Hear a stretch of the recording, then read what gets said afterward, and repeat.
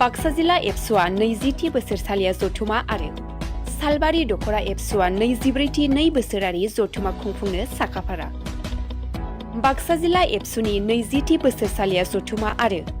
सालबारि दखरा एबसुआ 24थि 2 बोसोरारि जथुमाखौ जथायैनो फैगौ 2025 इं जानुवारि दाननि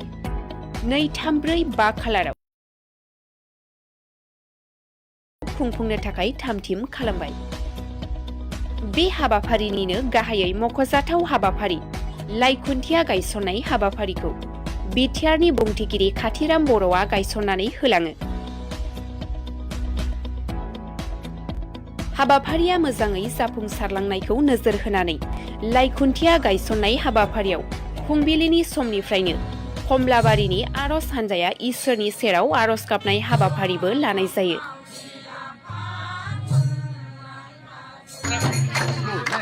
আজি খালবাৰী মহাবিদ্যালয় খেলপথাৰ এই খেলপথাৰত বাক্সা জিলা নিখিল বড়ো ছাত্ৰ সন্থাৰ 20 সংখ্যক বাৰ্ষিক অধিৱেশন আৰু খালবাৰী আঞ্চলিক নিখিল বড়ো ছাত্ৰ সন্থাৰ 24 সংখ্যক বাৰ্ষিক অধিৱেশন ইয়াত যি লাইখুটা স্থাপন কৰা যি কাৰ্যসূচী ইয়াত মই লাইখুটা স্থাপক হিচাপে মই ইয়াত অংশগ্ৰহণ কৰিছোঁ। আমি সকলোৱে জানো, সকলোৱে জ্ঞাত নিখিল বড়ো ছাত্ৰ সন্থা ই এটা বড়ো জাতীয় সংগঠন হয়। 1967 চনৰ 15 ফেব্ৰুৱাৰীত নিখিল বড়ো ছাত্ৰ সন্থা জন্মগ্ৰহণ কৰিছিলে আৰু সেই জন্মগ্ৰহণ কৰাৰ সময়ৰে পৰা ইয়াত বড়ো জাতিটোৰ উন্নয়নৰ কাৰণে বিভিন্ন দিশত উন্নয়নৰ কাৰণে সি কাম কৰি আছে। আৰু অকল বড়ো জাতি নহয়, ইয়াত এই অঞ্চলত থকা বসবাস কৰা সকলো জাতি জনগোষ্ঠী পৰোক্ষভাৱে আৰু প্ৰত্যক্ষভাৱে এই যিখিনি কাম কৰিছে, এই কামৰ পৰা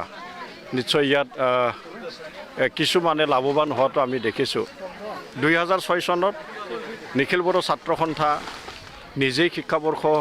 ঘোষণা কৰি শিক্ষাৰ ওপৰত কাম কৰিছিলে আৰু সেই যি শিক্ষাবৰ্ষ ঘোষণা কৰি যিটো শিক্ষাৰ ওপৰত কাম কৰিছে, এই শিক্ষাৰ ওপৰত কাম কৰা এই যিখিনি কাম কাজ অকল মানে বড়ো সমাজত সীমিত হৈ থকা নাছিল। এই সমগ্ৰ অঞ্চলতে ই বিয়পি পৰিছিলে আৰু নিশ্চয় আজিৰ সময়ত আমি দেখিছোঁ 4খন জিলা আছিলে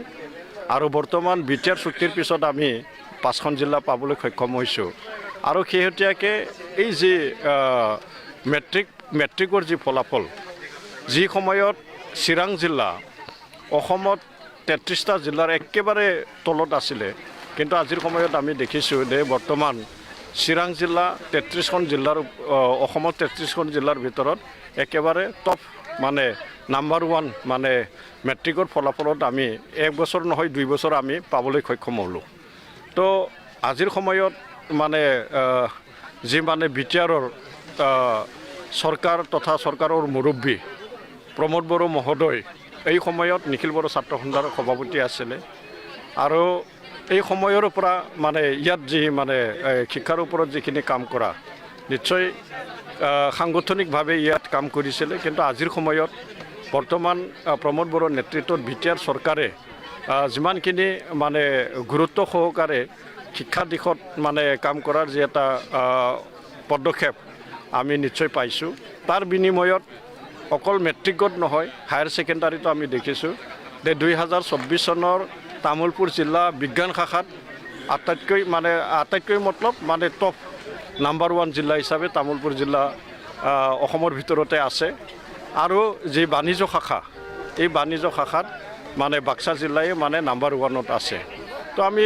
ইয়াৰ পৰা আমি ক'ব পাৰোঁ যে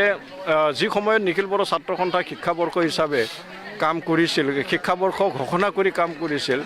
নিশ্চয় ইয়াৰ যি এটা প্ৰভাৱ, এই প্ৰভাৱ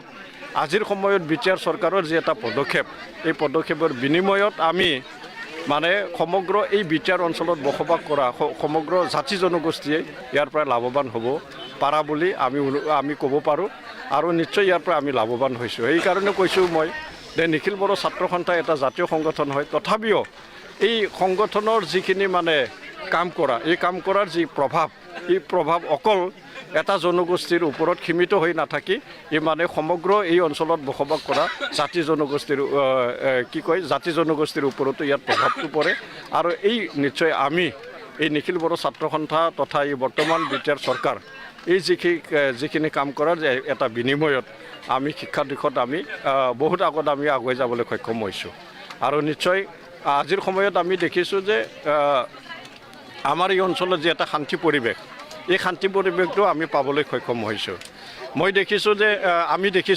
এই সময়ত মই নিখিল বড়ো ছাত্ৰ সন্থাৰ বাক্সা জিলাৰ এটা দায়িত্বত আছিলোঁ আৰু এই সময়ৰ পৰাই মানে নিখিল বড়ো ছাত্ৰ সন্থাই অহিংসা দিৱস মানে পালন কৰি আহিছে এই বিটিআৰ অঞ্চল এটা সময়ত হিংসা জৰ্জৰিত অঞ্চল আছিলে ইয়াত মানে অবৈধ মানে ইয়াত অস্ত্ৰ আছিলে আৰু ইয়াৰ বিৰুদ্ধে নিখিল বড়ো ছাত্ৰ সন্থাই কাম কৰিছিল আৰু এই বিটিআৰ অঞ্চলটো মানে যি হিংসামুক্ত এটা অঞ্চল এই বিটিআৰ অঞ্চলটো মানে বেআইনী যি অস্ত্ৰ এই অস্ত্ৰমুক্ত অঞ্চল কৰাৰ কাৰণে নিখিল বড়ো ছাত্ৰ সন্থাই যিখিনি প্ৰয়াস কৰিছিলে আজিৰ সময়ত আমি দেখিছোঁ যে নিশ্চয় এই যে এটা প্ৰয়াস এই প্ৰয়াস কিন্তু সফলতা অৰ্জন কৰিছে তো মই আশা কৰিম আজি ইয়াত যে অহা জানুৱাৰী 2025 চনৰ জানুৱাৰী প্ৰথম ভাগত ইয়াত বাক্সা জিলা নিখিল বড়ো ছাত্ৰ সন্থাৰ অধিৱেশন অনুষ্ঠিত হ'বলৈ গৈ আছে আৰু ইয়াত নিশ্চয় নিখিল বড়ো ছাত্ৰ সন্থাই নিজৰ জাতিটোৰ লগতে সমগ্ৰ এই অঞ্চলৰ সৰ্বাংগীন উন্নয়ন বিভিন্ন দিশত ই মানৱ সম্পদ উন্নয়নেৰে হওক ই আন্তঃগাঁথনিৰ ক্ষেত্ৰতে হওক বিভিন্ন দিশত ই মানে ভাল এটা সিদ্ধান্ত লৈ জাতিটোৰ লগতে সমগ্ৰ অঞ্চলৰ যি এটা উন্নয়ন নিশ্চয় ইয়াত এটা ভাল পদক্ষেপ আহিব বুলি মই আশা ৰাখিছোঁ আৰু নিশ্চয় এই নিখিল বড়ো ছাত্ৰ সন্থাৰ যি অধিৱেশন এই অধিৱেশনত নিশ্চয় আমাৰ যি এটা সমন্বয় এই সমন্বয় মই দেখিছোঁ আজি ইয়াত মই অকল ইয়াত বিভিন্ন স্তৰৰ মানুহখিনি ইয়াত অংশগ্ৰহণ কৰিছে বিভিন্ন ভাষা ভাষী লোক ইয়াত অংশগ্ৰহণ কৰিছে তো সেইটোৱে আমাক খুচুৱাইছে যে এই অঞ্চলত নিশ্চয় নিখিল বড়ো ছাত্ৰ সন্থা অকল মানে এটা জাতিৰ সংগঠন হৈ থকা নাই এই সমগ্ৰ জাতি জনগোষ্ঠী এই অঞ্চলত বসবাস কৰা সমগ্ৰ জাতি জনগোষ্ঠীৰ এটা